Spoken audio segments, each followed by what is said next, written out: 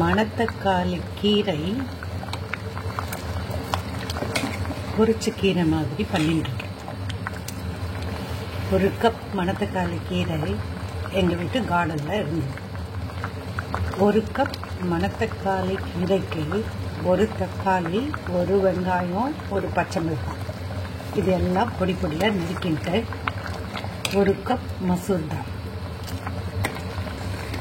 எடுத்துட்டேன். வெங்காயம், தக்காளி, கீரை இது எல்லாத்தையும் கடுகு, ஜீரகம், நெய்யில் தாளித்து ஒன்று சேர்த்து வதக்கிட்டேன். அதுக்கப்புறம் ஊற வச்ச பருப்பு சேர்த்து கொதிக்கிற தண்ணி 2 கப் அதில் விட்டேன். பாதி வெந்துடுத்து. பாதி வெந்த உடனே உப்பு, ரசப்பொடி, கரம் மசாலா பொடி, மஞ்சள் பொடி சேர்த்து கொதிக்க விட்டுருக்கேன்.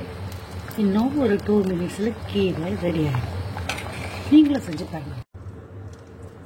15 மினிட்ஸில் ஒரு பொரிச்ச கீரை தயார் பண்ணிடலாம். மணத்தக்காளி கீரை பொரிச்ச கூட்டு ரெடி.